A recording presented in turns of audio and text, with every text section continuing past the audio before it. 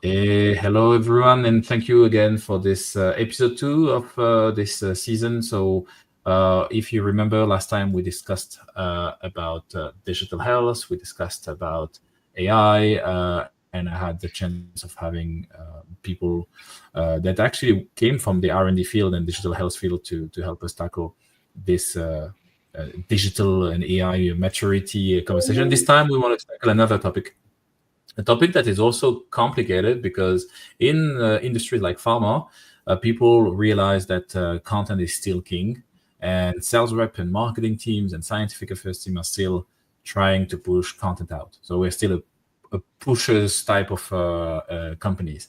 And this means for the last 10, 15 years, we've been working hard to craft content at scale for different countries, different therapeutic areas, different channels.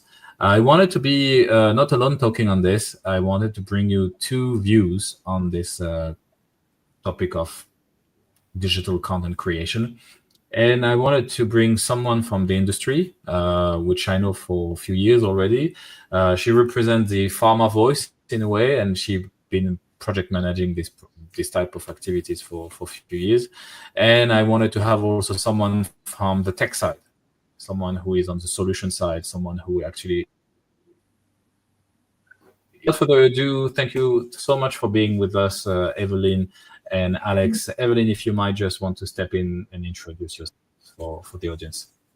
Yes, and thank you, Haider, for the opportunity. Always great to connect and to talk about this subject. So I'm really keen on it. So my background is in pharma. So I've been now for almost 4 years with OM Pharma, also in digital marketing. And beforehand, I was with Faring as well, also working for the digital marketing team. So I'm really looking forward to jump in into the discussions and how to move to the next level. Thank you, Evelyn. And Alex, if you can just give us a word on yourself and who you represent today. You bet. My name is Alex. I run Relayto AI. We are at first started out as a horizontal agency that was working with enterprises like Salesforce, Accenture, and Omnicom Group on helping take their content and bring it to life. And we launched as an AI product, a solution that's now a leader in several categories horizontally, and is focusing actually on enterprise and regulated content. And we love working with clients in life sciences and insurance and other regulated sectors that have to get the content right and also have to get the engagement with that content right. And so that's hopefully the value proposition that I would argue we're going to see a lot more in pharma. That's going to be important, and I'm happy to share nuggets from that. Yeah, sounds good. And while we kick this off, and I will be probing you guys, just to get your views on a couple of elements. I wanted to share first, why are we here, right? So I've been personally working on this since 2005. So for regulated industries, and I'm going to bring what everyone, and I'll take a picture here that is pretty easy to see. Everyone is understanding this kind of view, right? So if you look at this type of slides, right, you have a sales rep. He goes, on taking to the HCP on different routes. Either he goes on online detailing, virtual detailing, which means like he will be behind the scene of assisted the presentation, or he goes with his tablet and push. And I think this is interesting to keep this in mind when we will talk. We still have sales rep in the loop, and we still have to create content for them. And why this is important for pharma, and this is why I'm going to switch to something else here. We are going to have something very, very I would say duplicatable or replicable in very, very different companies. This is the ladder that we keep. This is why we keep pushing. We are trying to make people remember us, to know us, consider us. Then they know the message, and we repeat a frequency. That's a model. We repeat a certain frequency of the message to make it mechanical for them to understand the positioning and to prescribe a drug, for example. And that is the core of why pharma is spending so much money on the penetration of those messages into the market. Why do we push so much? So there is a reason we don't do inbound that much because of that. And it does work mechanically. People, if you are the first line of therapy on a product, it does work. So one of the methodology we wanted to stabilize in here, and I'm going to go fast here, but I just want to give some concepts, and it will be interesting to capture Evelyn and Alex views when we look at that. Once you understand that there is this, I don't know you, I know you, and I consider using you, you have now a multiplicity of channel. And the problem of those multiplicity of channel is that they are not synchronized. It's basically a race of pushing content. It's like, those athletic stadium. You have the content going into the lane, but without talking to each other. It's just pushing volume. And what we wanted to change, and the vision we had, is let's create an experience where there is a learning moment, that you change the behavior of a human being. And that learning moment is going to be an equation, and I will show you the equation. This is the equation that we stabilize from a digital perspective so that we can measure what good looks like. We wanted to have an event, which is a change of behavior driven by the consumption of a service or content in a given time frame, in a given context, which could be a channel, which will be tailored to a customer type. And that for us is where magic starts to happen, because you can start triggering one message to a certain persona or one channel to a certain persona. Now I'm turning back to you two. Why the hell it is so complicated to do this in regulated industry? Because what I'm showing here, FMCG brands have been doing it for years. Why it is so complicated to do hyper personalization of messages or content creation for pharma, for example? Who wants to start?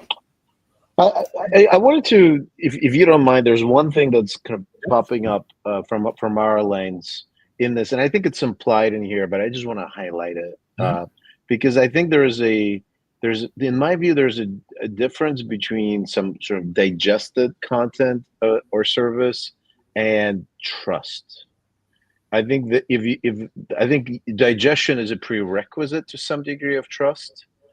But what we have seen is sometimes you can build trust with relatively minimal amount of digestion by the way the material is presented. And then by the opposite is you could consume, like in social world, where we are all consumers, FMCG world, we may consume things, but we don't trust them. We kind of do it because it's convenient. We do it because it's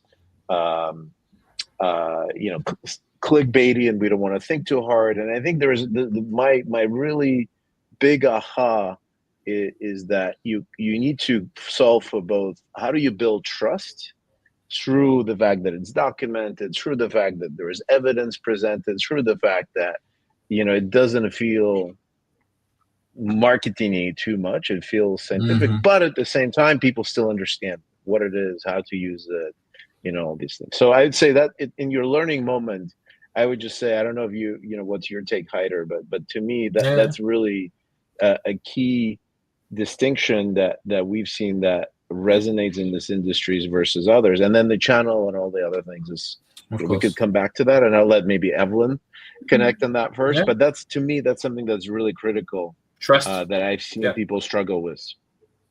Trustworthiness and not just boring. Yeah, I agree. Evelyn, anything with what I just claimed and put in front of everyone here that is shocking to you? I think it's a really nice formula, and it looks very nice and cool on paper when you see it like that. However, from my experience, and especially what I've seen, the moment when you actually go with the sales rep, the moment when you start to dig in the content with him, And I think this is something that we're kind of, I would say, not lacking, but we're overestimating a lot of times when it comes to the content creation. Because, and I've seen so many times when you have the marketing team that wants to put out so much content, so many learning moments, whether regardless of the channel, that you just want to put as much info there for the physician to take in, right? And then you have on the other hand the sales rep, which is yeah, but I don't have the time, I don't have this, I don't have sufficient exposure to the ACP, I don't know channels they're using. So I think there's also missing an alignment, I would say, an understanding for them what is a learning moment. Because believe it or not, we're marketing teams and sales teams, they're still like wrapping their minds around it and trying to understand how you define a learning moment, and That's a good point. what makes sense, what doesn't. And I think this is where it's actually a bit frustrating sometimes, because you have the view from the marketing perspective and you have the view from the sales team. And getting that alignment to arrive to this that's why I say very nice put formula there, it takes some time. So, and as much as, it makes sense, once you see it put out like this, and in your mind you say, yeah, but it's logic. You need to have for each, content, a learning moment, specifically targeted to the ACP, time of consumption, how much they're consuming, etc. But in the end, it's not that easy to define that learning moment. It's really not. Yeah. And this is what Go ahead. Go ahead. Oh, go. So I think maybe I'll share an anecdote which led me to actually founding Relayto. I was running sales enablement and operations projects, and was a marketer in my past life. And what really struck me is that the single best sales training enablement event that we've ever come up with in that role was where we gave sales team an asset that was educational in sort of nature, and but something that they could go use right away. And share it was the customer. So it was sort of both educating the was kind of a learning moment for the seller, and for the rep, and the learning moment for the customer. And the customer in this case would be maybe even a champion that would then go and spread this out. But broadly speaking, it was universally relevant. And so they didn't need to think very hard. They didn't need to think, I share this or I do that. Like, it was kind of intuitive to the rep, who maybe was not an expert, and intuitive enough to the customer in the way it was structured.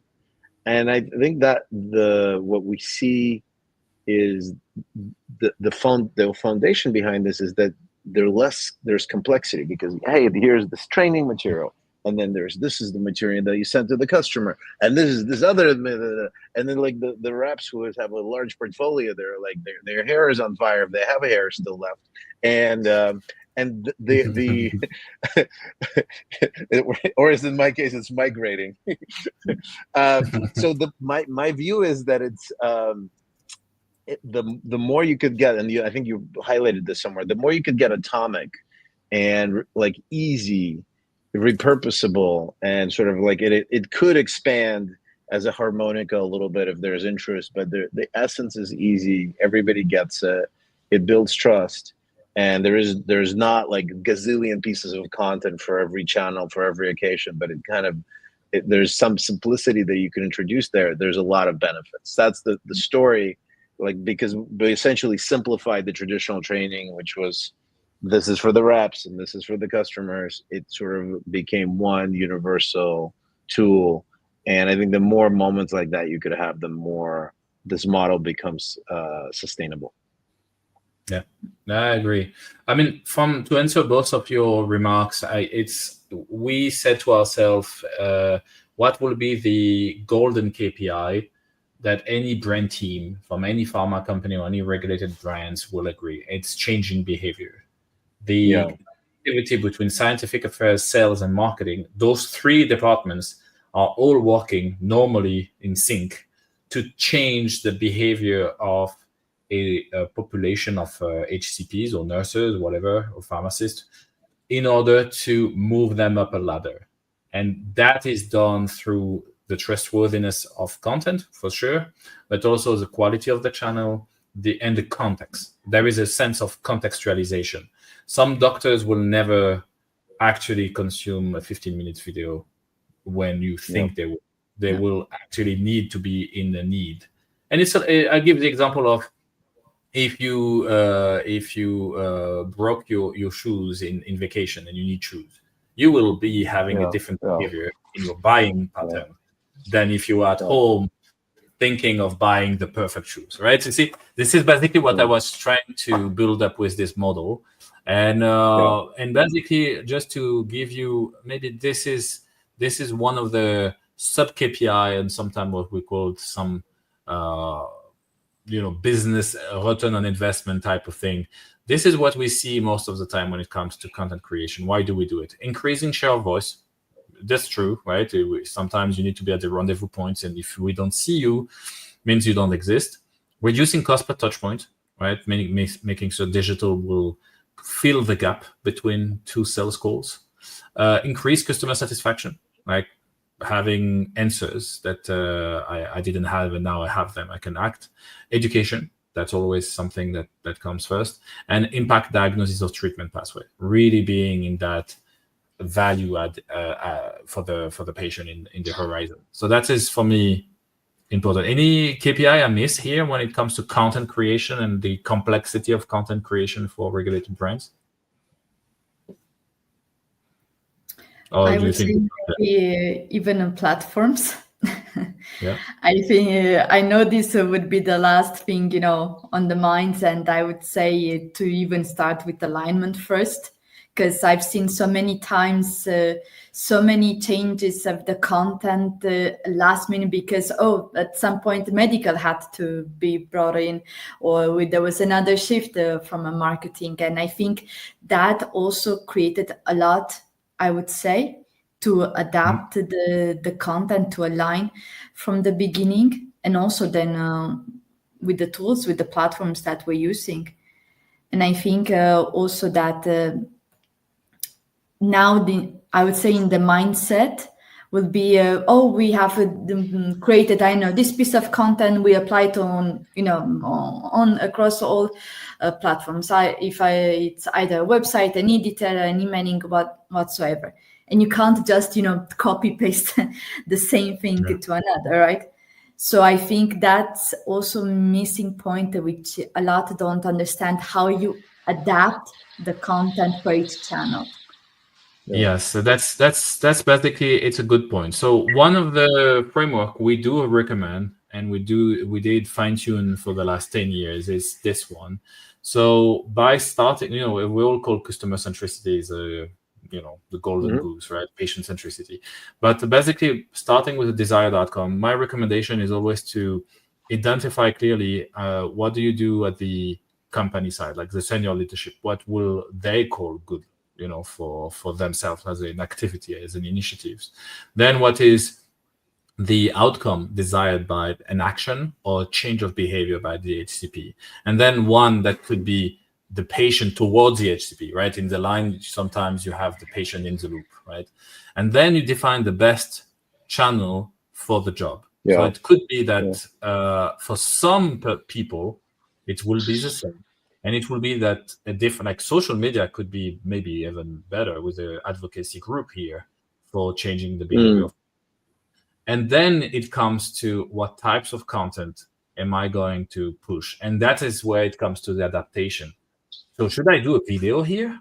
Or should I do a PDF white paper here? Or should I actually do a campaign, a 360-degree campaign where I train my sales rep and change the total face of the company? Potentially even corporate communication and public affairs could be here, right? Shaping the communication landscape.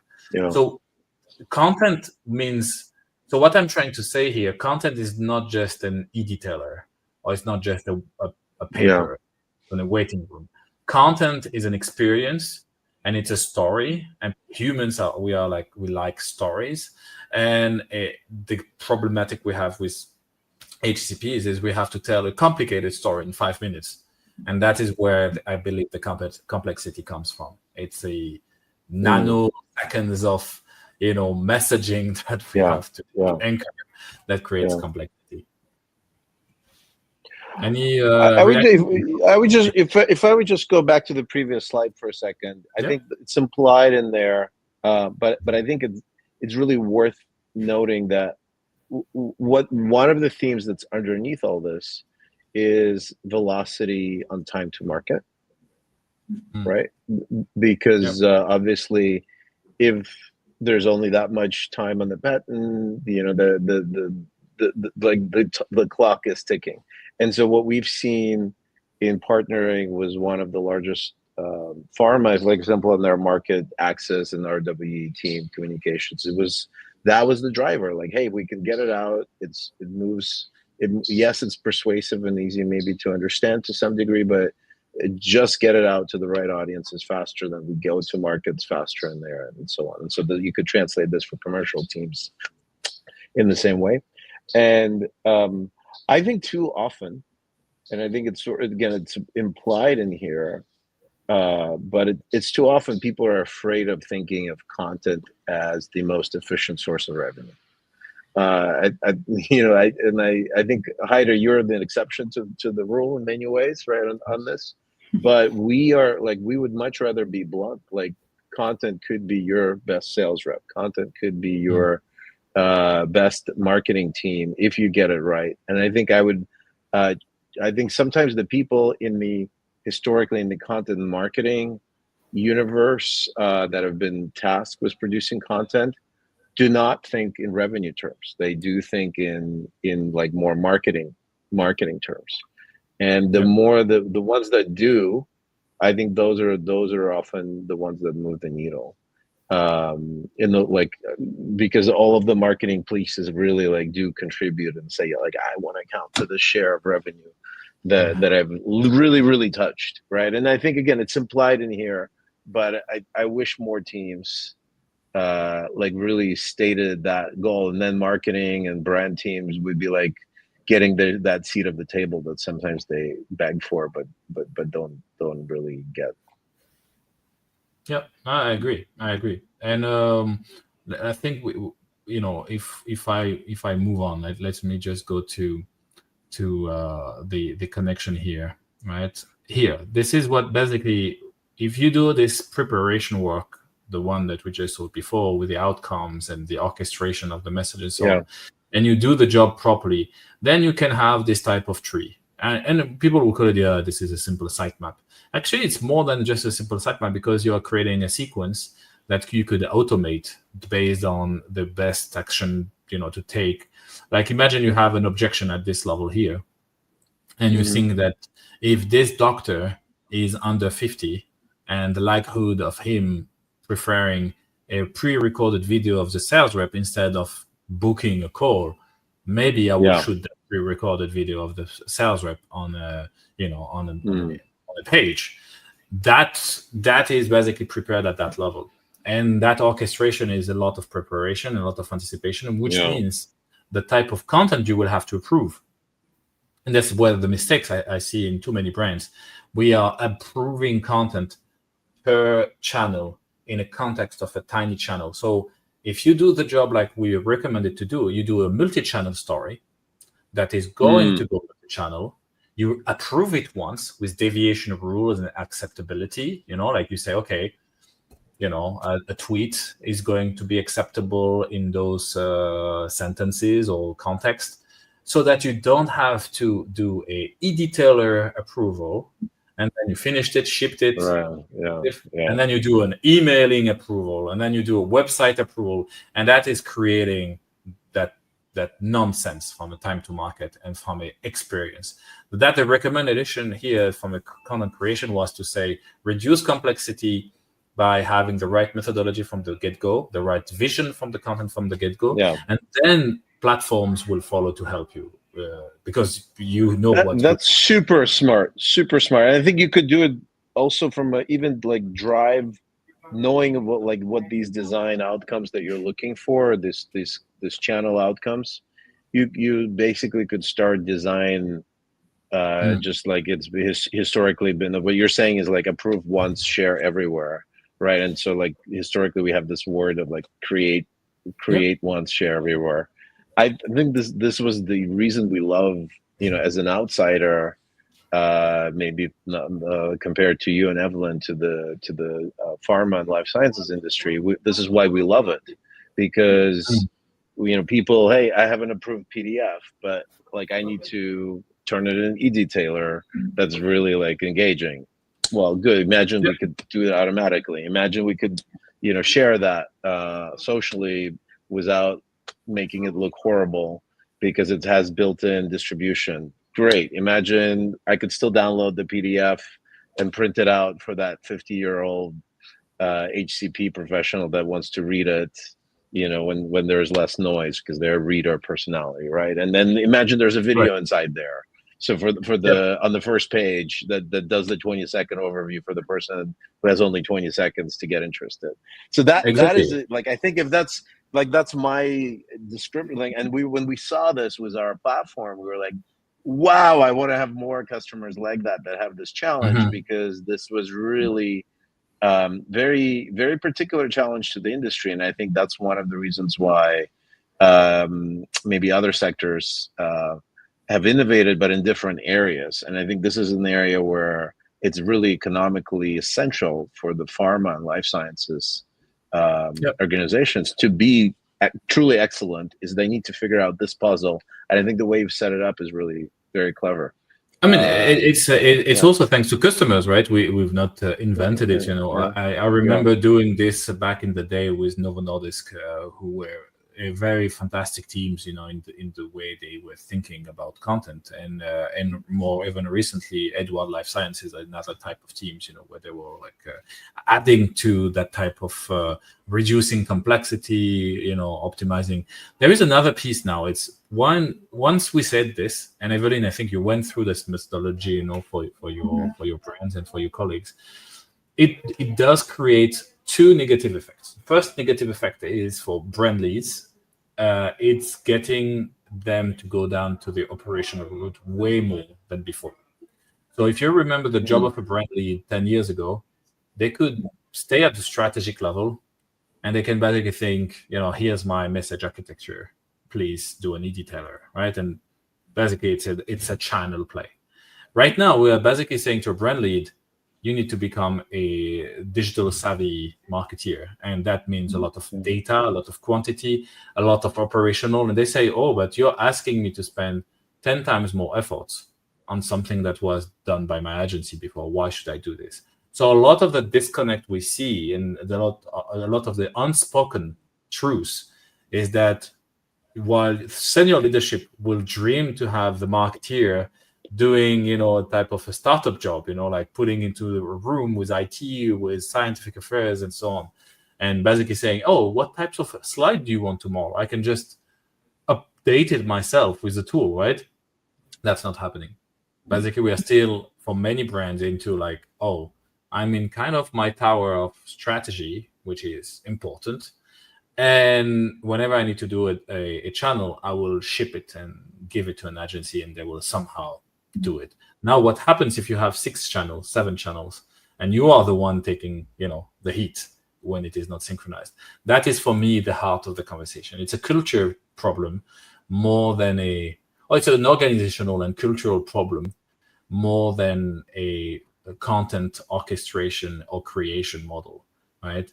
And why I'm saying this is the first one. The second one is to complete the first symptom. We created, and I'll show you another slide, we created that types of complexity, right? We created a monster to avoid having humans in the loop. We said, okay, it's complicated, so we need to have the strategy here, but then we need to find an agency that will do that. Then we will ship it to a system that will make sure humans are behaving in the world, the way it should be. And basically that creates this kind of monster, right? Where it shouldn't be that hard to create, regular updates. So when I show you this, Evelyn, based on the experience you had building, I don't know how many editing or emails or a website you've done in your life, but do you see pain points why it is so complicated to get to a fluid content creation? I think from the start, it's also, like you said, it has to be a mind shift, right? Because now you still see brand teams which are like thinking pure marketing, thinking pure organizational structure, etc. And they don't know what's actually beneath. They don't have this connection with building up digital assets, with understanding these type of modules that you're showing up. So there's also this gap because they don't have, and some of them, most of those that I've met, they're saying, this is more digital IT, I'm not interested, I don't want to know, that's up to them to decide. So they're not the role, because from my perspective, I don't see it to be separate anymore, right? To separate, digital IT from marketing. You need to have a sort of hybrid model there. You need to understand how it is. You can no longer say like 10, 20 years ago, I'm doing purely marketing stuff, and the guy from, digital tech department, that's their job to build up these assets.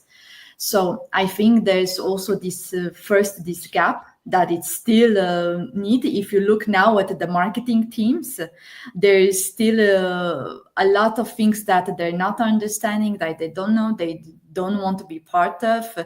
It's still like some bubbles for them. And then when it comes to building up this type of modules, I think it's critical. And when we talked about, imagine this, to have this cool model that, or this cool tool or platform, how you want to call it, so we can, just input some files, and then all of a sudden we have everything structured nicely, converted per channel, adapted. And I can also imagine a world without Viva, a world without these requirements to being pushed all the time through this, I would say, road. Always, pick Viva just because it's there, or pick any other platform just because the others are using it. And I think this is where we need to look even a bit outside of the pharma industry.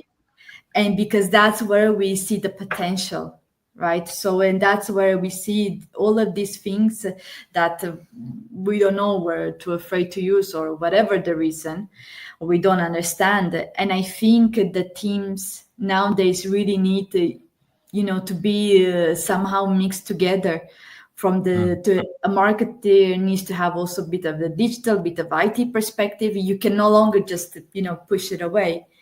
And then I strongly believe once you touch that point, then you can start to implement and really understand how you can build these digital assets, to how you can structure, how you can link everything together. So no, that makes sense. That makes sense. I just wanted at least to explain to people the complexity, right? Because when people tell me, we don't understand why this is taking so long, it's also because of that. Yeah, like you said, Evelyn, there is this silo type of formula that doesn't really work. So you wanted to add something, Alex? Well, obviously, I'm going to talk my book a little bit, because we're building these tools that Evelyn was describing. But I think I want to be kinder to pharma and life sciences, because even in the most innovative of the B2B tech, early adapters, they are still thinking in silos, and they have here's a tool for, the longest in the history of things, like sales versus marketing, right? Marketing does one thing, sales does another thing. Marketing uses tools like Eloqua and Marketo, and sales uses something else, and and they so what we see, and what really shocked me that has not changed that much, is that they just live in their little bubbles, and sometimes they connect them, but everywhere, the tools to some degree determine the silos, right? Because we start living in these systems of engagement, system of records, and if they are different and they're not connected properly, we can't say the same language. So when we started out building Relayto, we had I happened to have worn a sales hat and a marketing hat and a content producer hat, and I was like, this is insane, right? Like we got to have a way to be agile. We need to start kind of shrinking the pipeline from content creator to seeing the analytics of that content, is it generating revenue. And it was it's still hard even in other industries, because I think people just get set in their ways, and the ones that are forced to move faster, that are forced to innovate, those are the ones that do it. And I think the forcing function for pharma, in my view, is again the increasing need to be faster, and the fact that the consumers of the content are living in parallel lives in the non-regulated industry, which is much easier to digest, much easier to understand, much faster moving. And so you kind of need to keep up. Like you can't just say, oh, we live in our little bubble, and because all of our stuff is like this, that we're going to be successful. That is going to be a major deterrent to success for the industry. So, but I would say the tools determine behavior, and I do think you're bringing the tools that could simplify these workflows, or stringing together tools that will accelerate things for sure. So I agree with that. Yeah, and that's basically the idea. Let me just pull a concrete example, right? So we've been talking about content, and I'm going to showcase. Let me see if this works. Present, share screen. I'm going to present this, right? So this is basically a e-detailer we've done for Thermo Fisher a few years back, right? And we are out of embargo, so basically what I'm showing is not a full finished product, and it's basically something that just is for illustration perspective. But what was striking with the conversation here, it's why I'm presenting this, it's about animation and complexity. Everyone back then wanted to create fantastic experiences, expensive ones with HTML, custom coded, and basically when we worked with them, it was like, no, just something simple, PDF with nice fluidity between the content. It just do the work, and let's do that for 1 cycle, 2 cycle, and then if we want more complexity, we'll do it. And I like this kind of approach where the experience doesn't need to be super fancy with a lot of clicks and animation popping and so on, which you get quickly fatigued. I really like the idea of having just a menu, something beautifully just executed, just so simple. And then, you ship it, get terrain data, and you iterate. And I think it's also the same here when you look at those designs. They are super clean, super simple, actually, to reduce complexity. So this is what I like in this type of projects. It's that, and also why I see a lot of efforts is misguided. We put too much money sometimes on the animation and the fancy piece of it, that you will never have actually a life cycle management of the assets. It will just be used for one cycle, and then it's gone. So I really, really want to stress that sometimes content simplicity and the UX, can make a huge difference. And I don't know if this is something you see when I'd like to hear more, Alex. When you crafted those experiences for your clients, do you see a before after when people start to get that you shouldn't be too complex, too fancy to get the job done. So our view is that this is not either or. Like, so I think this is the framing that you're saying you have to be simple and therefore you can't have any animations. I would say we think you could have the best of both worlds. So one of the, let's go back to that first example for like that you were scrolling of Thermo Fisher maybe. Can you scroll back to that thing? So for example, in like you could see there's this hard-coded navigation thing somewhere there inside that PDF, right? Yes. And so one of the things that, again, our customers led us to this is that, you know, so if you're doing any complex communication, big annual report, you know, some documentation, there sometimes people do create these navigational bars up top on the side, but because it's a PDF, it has to be hard coded into the document. It takes screen time. It's restricted in terms of like how much you can have. If the document is on the larger side, it could have sub items the way a website does, but you obviously can't do that really easily in the PDF. The average designer doesn't know how to do this well at all. And so what we found is, like, imagine this could be generated from maybe a table of contents up front, or from bookmarks if you have that approved, or just you could manually go create it in, you know, AI generates this navigation looking at the content. You can fix it up. It's generally approved because there's nothing new there. It's just navigation, and you have a dynamic navigation the way a website, really well done website would. So is that animation? Yeah, because you draw attention to it when you land. This navigation bar pops up, but it's responsive. If you present it online, it could sit. You know, if you're on a phone, it would be in a small. It wouldn't be as visible. If you're on a big screen, it would be more visible. You could have a call to action highlighted in that navigation. The moment the user clicks on something and it feels like, hey, I'm the type of person that picks my own adventures, right? They go in there, they don't lose the context, because the risk of picking your own adventures that you don't know how to get back. So you do risk that. And so in that, and the people that are linear, they could still go linearly. And so that's an example of an animated, interactive, accessibility, because it does improve accessibility from regulatory perspective, driven experience that you could automatically generate, that is somewhat animated and makes this thing come to life. And before, people used to custom code these into web-based e-detailers, or, like, you know, here you're trying to push it into the screen. And like Steve Jobs once said, like, when he was introducing iPhone, like, every document wants its own user experience. Every presentation needs its own user experience. And so this is our view. Right. Another example on the trade-off is, okay, I have a thing here. Imagine you have a link to a video, which oftentimes you do have a video for this asset.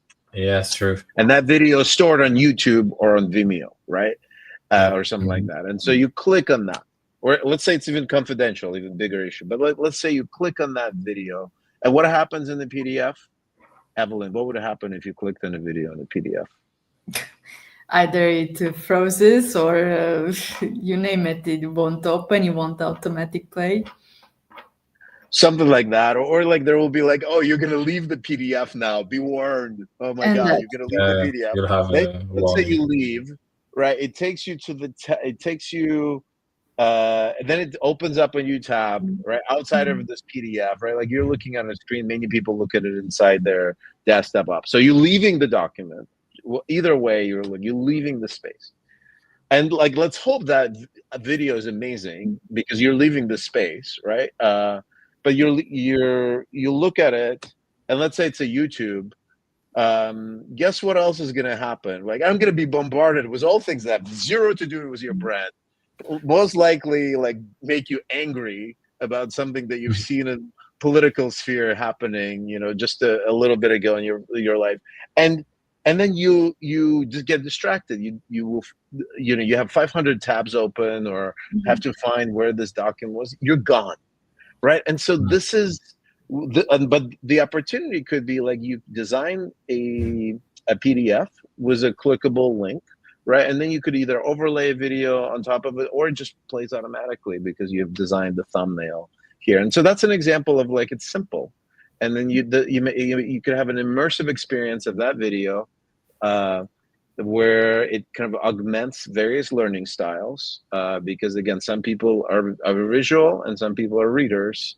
And it depends sometimes, as you were saying, Hyde, it depends on the context. If I'm really interested, I want to do a bit more. And if I'm just discovering, I need the short video to begin with, right? But like this is my view, is you could keep it pretty simple, still have this PDF structure, but you do need to think, okay, how do I get the navigation so it works? How do I remove footers so it works? Is this a presentation, or is this a scrollable type of thing? This is actually, the scrollable experience of this is so, because you're seeing the repetition of the same real estate, and that's taking your mind away from the substance. So there's a well thought out approach to the design of this, plus some tools, like let's say something that we're working on, or other ways of thinking about this, could lead to the best of both worlds: immersive video, smart navigation, and simplicity of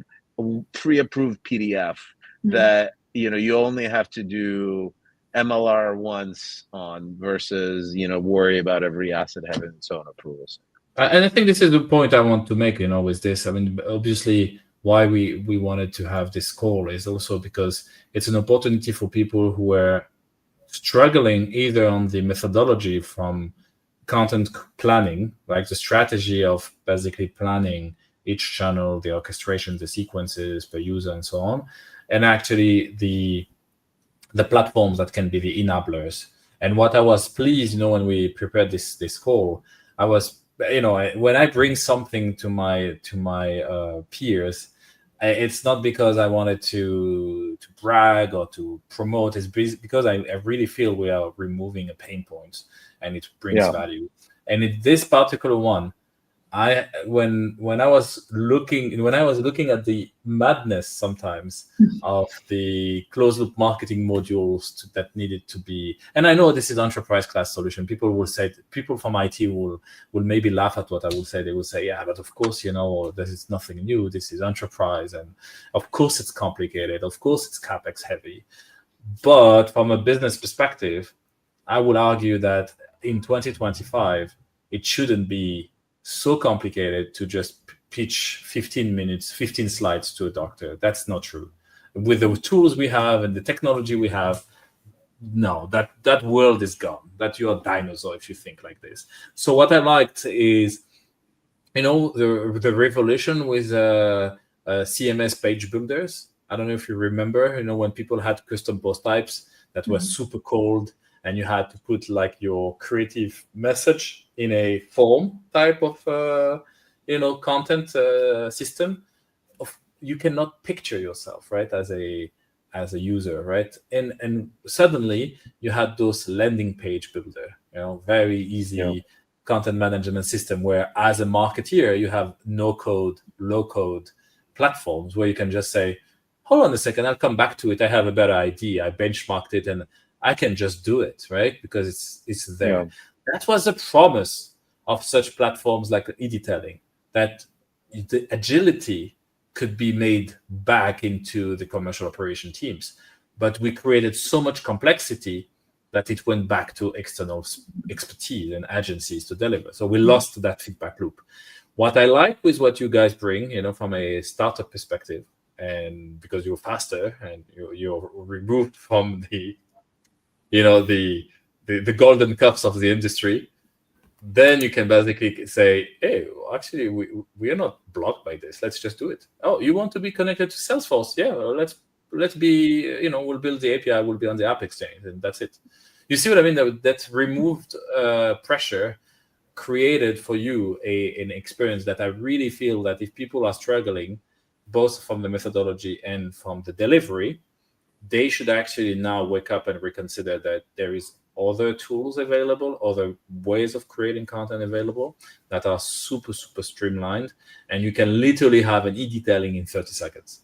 That is kind of a promise. I mean, me and Evelyn, we would have dreamed of saying Yeah. this to Yeah. brand teams. To Yeah. say Well, to brand I think teams, this is exactly, I think, what I think the industry you describe. It's basically functions in the paradigms that are basically saying it's either regulated and farmer ready, but it has to be super expensive, super long, super this, super that. And I think we obviously focus on regulated markets, right? Like we're not vibe coding. We are the rock against vibe coding breaks, because that we want to provide use the AI, but in a ways that is really like or only working with pre-approved content and just optimizing it. You have a genius idea of like, hey, let's keep it simple, because for that thing that you put together, I bet you that was easier, more cost effective for the client to create as well, to maintain, to get approved.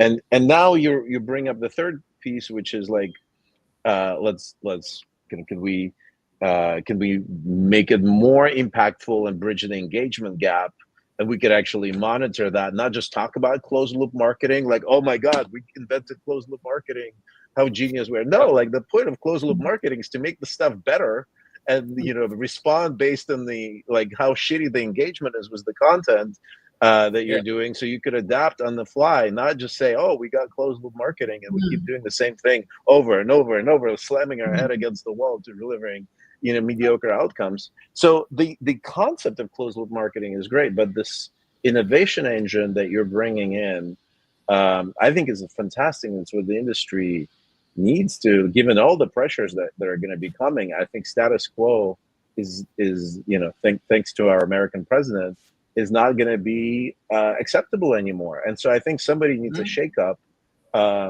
to say, well, in this new, compressed margin, another compressed timelines environments, what can we do to shake it up? And this thing to go faster. And I think this is one of the few industries that has, that is notorious for not going fast, right? Like, and that to me is, yeah. That's why I'd like to do those type of. So I just want to show an example, because we have the same issue. We create a lot of content for explaining complex. I mean, we're trying to make something complex easy to grasp, but at the same time, we have a lot of slides. We use a lot of slides like the industry. And I've been a very, very fond advocate of Google Slides. People know me, but in the industry, people were telling me, yeah, you cannot use Google Slide and share just a link, right? So you give me PDF. So the PDF life is I mean, you cannot avoid PDFs. Whenever you do a account-based marketing job, PDFs are the one, true God, in the industry. Yeah. So that's the first thing. The second piece that we wanted to do as marketeers is capturing data. I want to know if one of my slides is rubbish. I want to change it. Mm-hmm. And I'm basically eating the same food that I'm, pitching to my own customers. I'm living the same online learning moments. So if I send a PDF, I'm losing the data piece. So I was thinking for years, shit, I don't want to have a complex digital asset management platform and all those monster system. I wanted to basically be able to test a slide next day with someone on LinkedIn, right? Mm-hmm. And that was complicated. There were always like either costs associated to it, from a CapEx perspective, or a data issue. I cannot basically track what I wanted. Until, I kind of stumbled upon you guys, that I'm not doing like fake promotion, until I got myself into it, and I said, okay, let me do my kind of thing. I want to change a slide tomorrow and see if it works. And it did. In 30 seconds, I was able to kind of get to a point where I wanted to be. So to give to people the wow moment I lived, when Alex, you can tell, I was one of the skeptics, when I see technology, I'm always like, I don't care about the tool. I want to see the outcome. the business results, the impact on the people. Yeah. So I'm going to I like share. that about you. Yeah, I'm very picky. I'm very picky on this. So let me just come back on this. Okay, add to stage. I hope you can see. Okay, yeah, you can see. So basically, this is one of our slides. Usually we want to test. I don't know, like, is this slide actually a good thing? Yes or no. So basically, what I liked in this approach is that from if I want to have like a we call it clickable PDF, right, type of experience. Okay, I can just basically go there. It's one click, and normally that thing is going to capture, hopefully that it will be no demo effect, but yeah, so here we go. And then basically I can generate like a top menu with like the help of AI. And if I don't like actually that long complex menu, I don't need to be an expert. I don't need to call an agency. I can just basically put here solution, and I start to have my outline.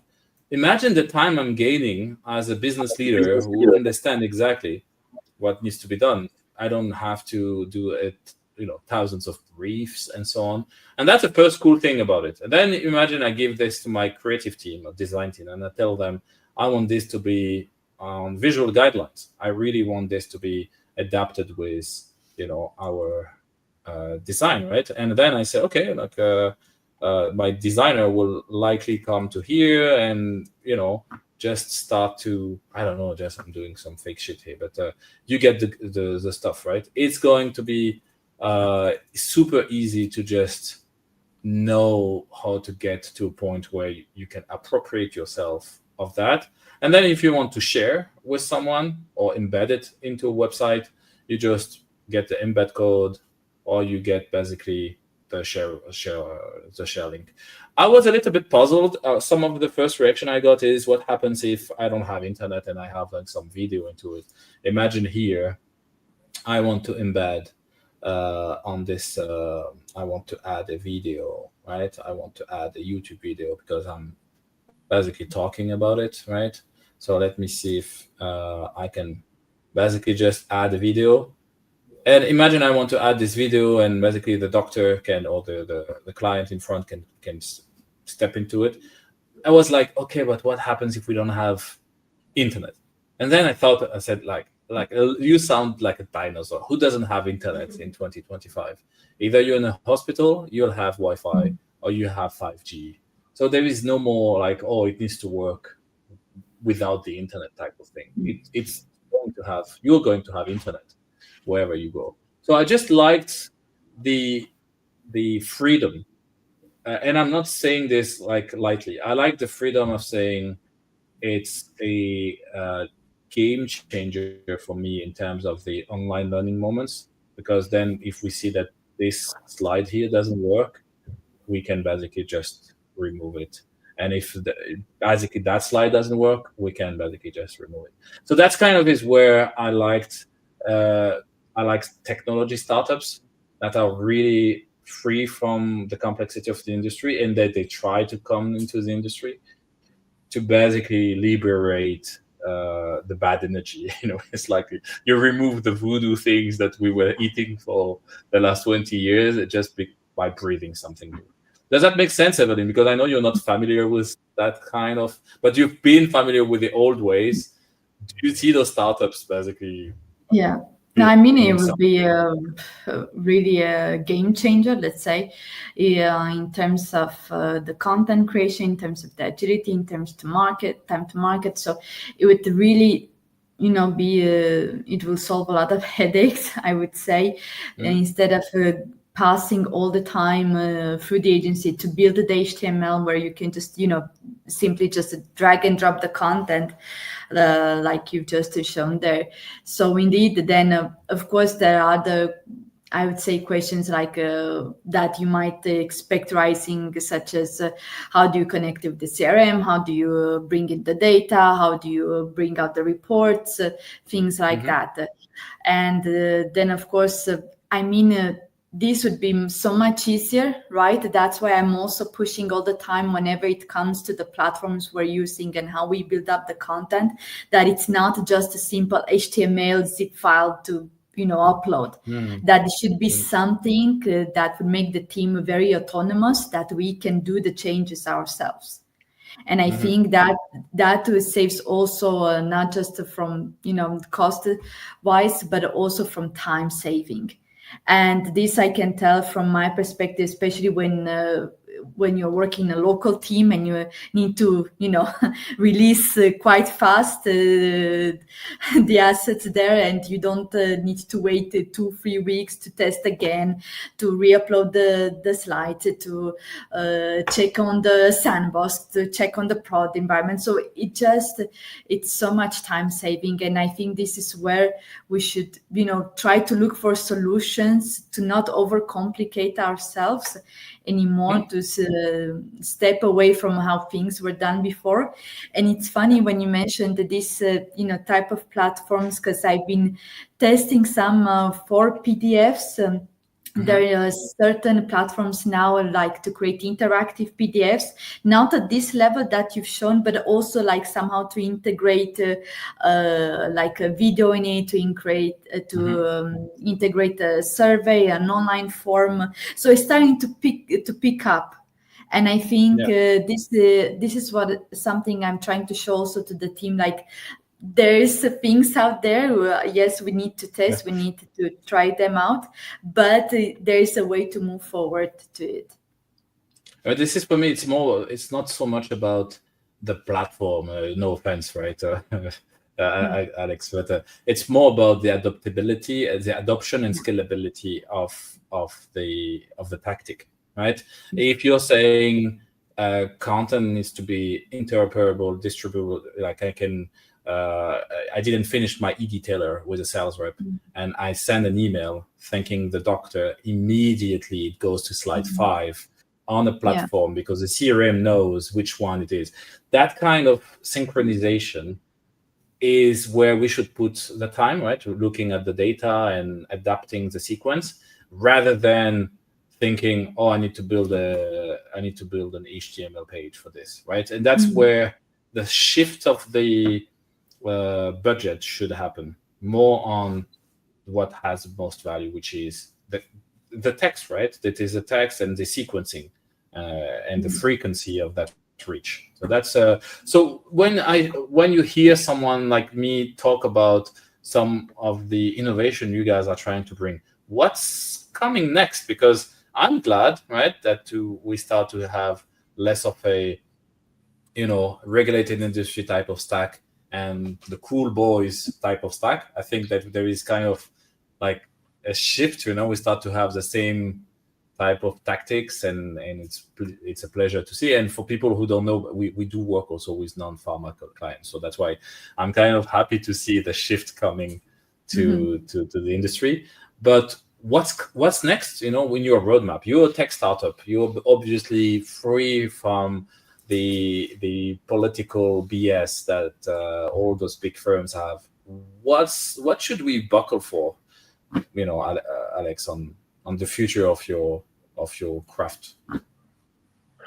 Well, so you kind of highlighted it a little bit. Let's just come back to that really briefly, if you don't mind hitting the previous the hub view there. Yeah. So it sounds very simple, right? But what I like, and by the way, you've done this all by yourself, Hyder. So this is like why, why I think you're, I love seeing Relayto in capable hands. This is, you've just basically brought like various aspects of your business in one place. Within each of those, there's a hub. You could set them up differently. You saw kind of a scrollable view. These hubs could all look like Netflix, but inside it could contain AI generated documents that are kind of FAQs, right? That are kind of that are something you could take an experiment with, work in progress. It could have the approved content, right? Like, so here you're seeing a web doc is a format where you basically build an HTML for people that don't know what HTML needs to stand for, right? And then you could have like this. This could be populated through MCPs, which is kind of a way for AI to generate content for you. That's you bring in pre-approved parameters. So this could be populated live. You have you could upload any type of format. So like at first we started with PDFs, and I'm glad you brought it up, but now it's PowerPoint, Google, anything you're using, any embeds that you're using. So some people use Tableau, some people use Microsoft BI. So any analytical software that you want to bring to life. We obviously host videos as standalone asset, and I think there's a lot of videos. So I think where we're coming to the world is that any content can be presented in a customer-centric way in industries that are either regulated or just happen to be complex, right? And that is that sort of is our vision of what the future looks like. We call it regenerative AI. So everybody's obsessed with generative, but I think regenerative brings in a lot of risks in the in the regulated world. And for us, the regenerative is implying that following your brand guidelines, approved materials, you could create, distribute, and measure the impact of your ideas in seconds. And that radically shifts back to that original idea that content needs to be seen as a revenue source. And back to what the reps were doing, like what we're seeing is the reps are now either with AI or with themselves could record a personal greeting for each client for these presentations within the right parameters.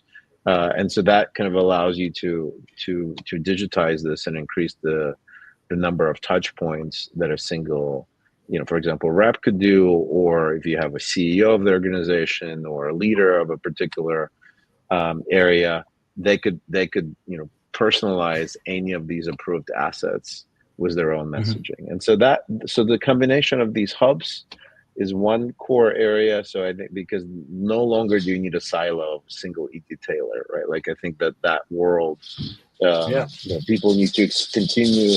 Again, it's a harmonica. You want to continue to expand, bring in any asset inside there, and continue and my to question will connect be, it to revenue. Sorry to cut you, but what will be, if I have to dream, tell me how far I am from that dreamy version, and Evelyn, please step in as well if you have.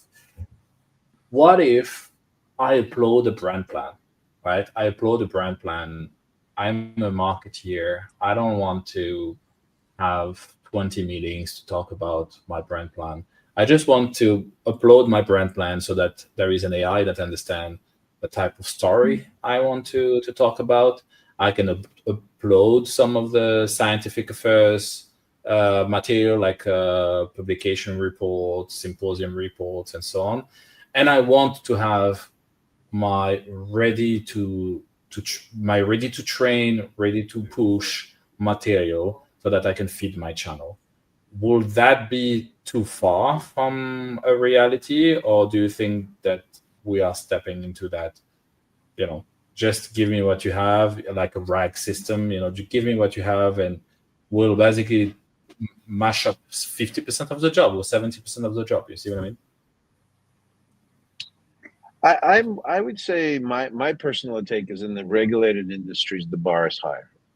And so I think we think there are like as we discussed, there are obvious opportunities right now that should be approached with actual feedback loops on this kind of instant customer centricity that are, I think, are the feeder into what works. What we've been doing is collecting on the back end is the kind of deep engagement data for this asset, this type of asset. This is the optimum number of pages. This is the optimal navigation. This is the optimal, it's missing a video for this type of asset. So I think what is much likelier is that you would have still some AI recommendations and in terms of like the last mile optimization of the format.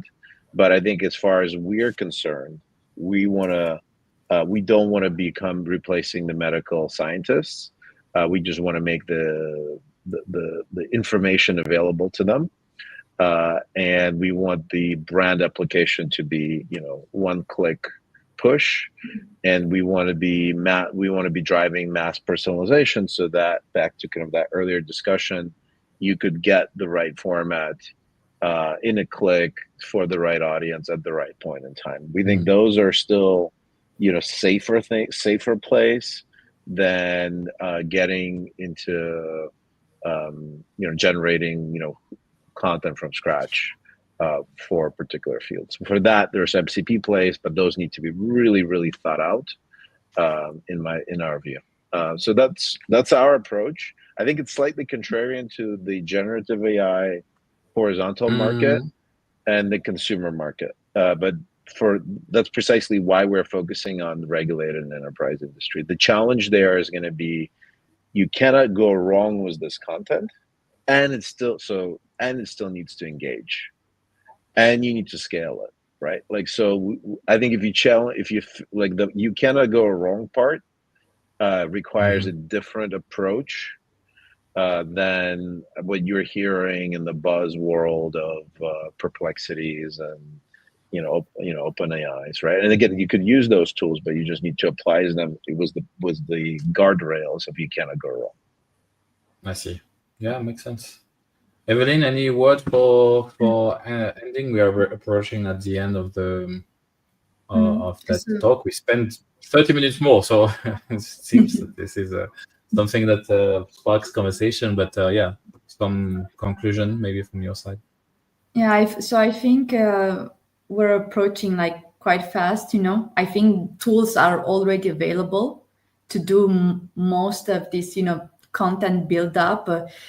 However, it will never be 100% perfect, right? So you will still need, like you said, Alex, as well, you still need that medical input, you still need that sales input or marketing input or whatsoever. But yes, you can have the support of the tools that are already in. And especially in pharma, as it is so restricted, and you still need, like to tweak a bit the platforms on how to make that asset available to you. But I don't think we're that far off. I really don't believe seeing the platforms out there, at the speed that they're being built up, so that that also I can no longer say, oh, we're too far away to implement this type of solutions. It's not that we're far away, it's just that we don't have the capabilities inside the team to build those.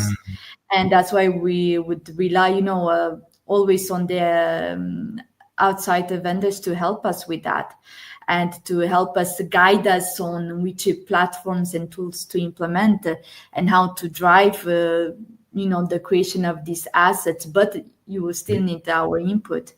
So this is my take, that I think we shouldn't say to ourselves, oh, we're too far out. No, I think it's that if we have the right structure, the right capabilities, the right mindset, I think we can achieve this. Sounds good. Okay. Alex, word of the end? I just want to thank you, Heider. I think this is great initiative, what you're doing. I think that there needs to be a conversation of people that are deeply passionate about bringing evidence-driven approach to communications, and kind of connecting it to the behavioral change, which I think I want to go back to your original slide. I think this is really fundamental connective tissue. And unfortunately, I think a lot of people outside of classical FMCG style and digital advertising don't think of behavioral change quite as powerfully as they could. And so I love the kind of this business plus human savvy approach to the communications. And I think please continue what you're doing, kind of educating people, challenging, bringing, helping me learn from Evelyn and yourself has been a privilege. And I'm really happy to share, continue to share with folks in the industry of like what they can do to get an edge, right? In finance, they talk about alpha, right? Like I think like it's a competitive world, and everybody needs an alpha. And I think that there's a little bit like the more compliant industries need to find a compliant alpha, right? And so like this is what we've been talking about. I just want to bring it back. We're using AI. It's not about AI necessarily, but we're using AI. We're using no code. We're using simplicity to bring a regulatory compliant alpha. And I think that is the conversation that needs to be had more in the industry than it has. Thank you. No, thank you so much for you too. And I hope this is something that is going to help, anyone who is curious and not just checking the box and trying to have actually some fun doing this. We've been working hard, trying to scale those projects in 80 countries, hundreds of countries.